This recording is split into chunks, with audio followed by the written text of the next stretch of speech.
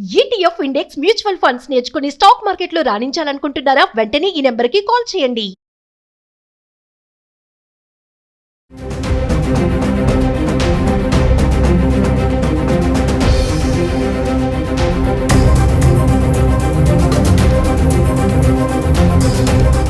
నమస్తే, welcome back to Suman TV. ప్రస్తుతం మనతో పాటు ఉన్నారు అనలిస్ట్ మందరి కృష్ణారెడ్డి గారు.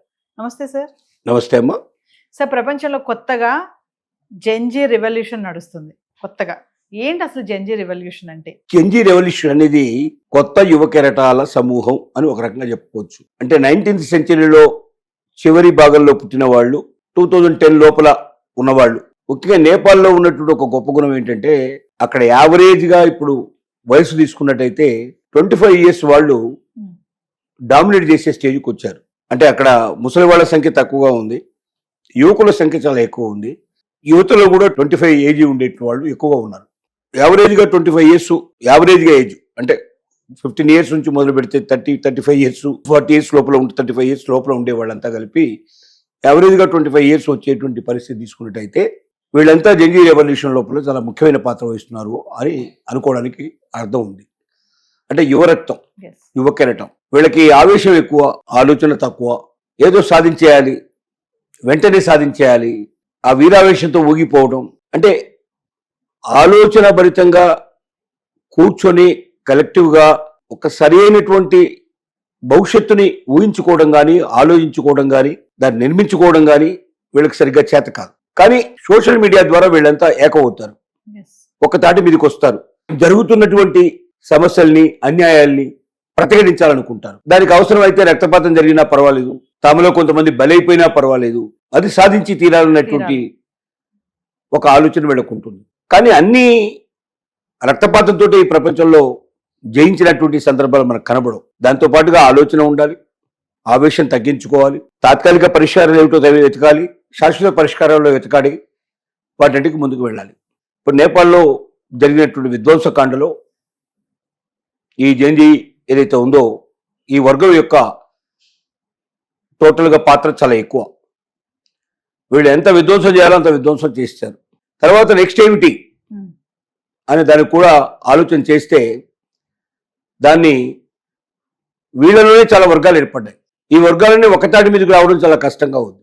అంటే మేమందరం ఒకే సమూహం అనుకున్నప్పుడు ఒకే ఆలోచనతో వెళ్ళాలి, మా అందరి ఆలోచన ఒకటే, మేమంతా ఏకతాటి మీద ఉంటాం అన్నటువంటి భావన, ఆలోచన ఈ వర్గానికి లేదు. ఈ వర్గంలో ప్రతి ఒక్కరికి ఆవేశమే. అంటే యంగ్ బ్లడ్, 25 ఏళ్ల వయసు అంటే కాల్చేస్తాం, చంపేస్తాం అనేటువంటి భావనే తప్ప భవిష్యత్తు ఏమిటి, ఒక రాజ్యం ఎట్లా నిర్మించుకోవాలి, ఆ దేశం లోపల ఎలాంటి పరిస్థితులు ఏర్పరచుకోవాలి, దేశం ముందుకు వెళ్ళాలంటే ఏం కావాలి అనేటువంటి ఇంత ఆలోచన జ్ఞానం వీళ్ళలో లేదు. ముందు జరుగుతున్న అన్యాయాన్ని ప్రతిఘటించాలి, జరుగుతున్న మోసాన్ని ప్రతిఘటించాలి, ముందు ఈ అన్యాయాల్లోంచి, అక్రమాల నుంచి దేశాన్ని బయటికి తీసుకోవాలని కోరికే తప్ప నెక్స్ట్ ఏమిటి అనేటువంటి ఆలోచన వీళ్ళలో లేదు. అందుకే ఒక రకంగా చెప్పాలంటే పరిణతి లేనటువంటి, పరిపక్వత లేనటువంటి యువకుల సమ్మేళనం, నిరసనలు, కార్చిచ్చులు, కాల్చేయడాలు, పొడి చేయడాలు, చంపేయడాలు లాంటి మాత్రమే తెలిసినటువంటి, పూర్తి జ్ఞానము లేనటువంటి, ఇంకా జ్ఞానవంతులు కానటువంటి సమూహాన్నే మనం జెన్జీ సమూహం చెప్పడానికి పెద్దగా ఆలోచించాల్సిన అవసరం లేదు. ఇంటర్నెట్ ప్రధానంగా వీళ్ళని కలుపుతోంది, సోషల్ మీడియా వీళ్ళని ప్రధానంగా కలుపుతోంది.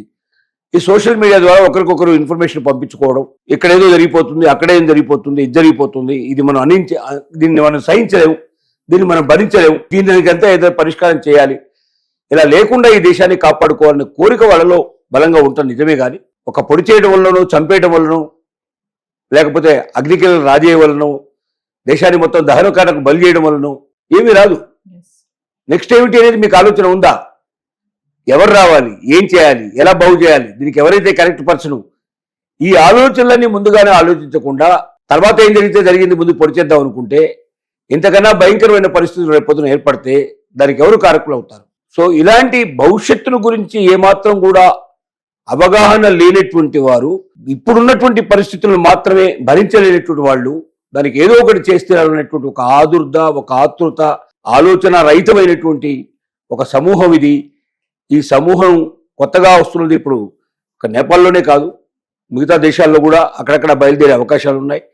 నేపాల్ను ఉదాహరణగా చూపించి మరికొన్ని దేశాల్లో కూడా బయలుదేరుతాయి.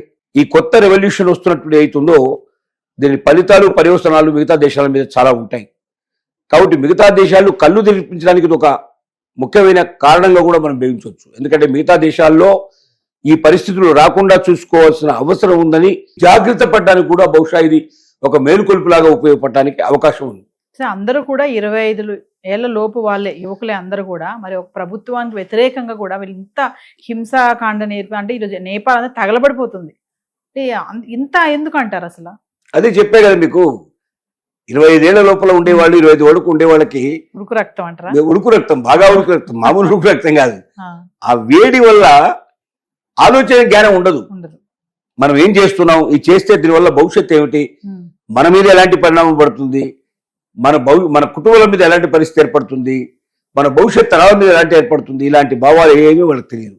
ఈ క్షణంలో మనం చేసామా, తగులబెట్టేసామా, పాడు చేసేసామా, చంపేశామా, ఏదో మార్పు తీసుకొచ్చేసామా అనేటువంటి ఒక ఆలోచన తప్ప పూర్తి జ్ఞానము, పూర్తి శక్తి, పూర్తి ఆలోచన, భవిష్యత్తు ప్రణాళిక, భవిష్యత్తులో ఈ రాజ్యం ఎలా ఉండాలి, ఈ దేశం ఎలా ఉండాలి, దీన్ని ఎలా నిర్మించాలి అనేటువంటి పూర్తి అవగాహన రాహిత్యంతో కూడుకున్నటువంటి ఒక యువ సమూహం అని చెప్పుకోవచ్చు, యువ కెరటం అని చెప్పుకోవచ్చు. ఒక సముద్రంలో ఒకసారి తుఫాన్ వచ్చేస్తుంది, ఉప్పెన వచ్చేస్తుంది. ఆ ఉప్పెన వచ్చినప్పుడు ఉప్పెన ఏమీ ఆలోచించదు.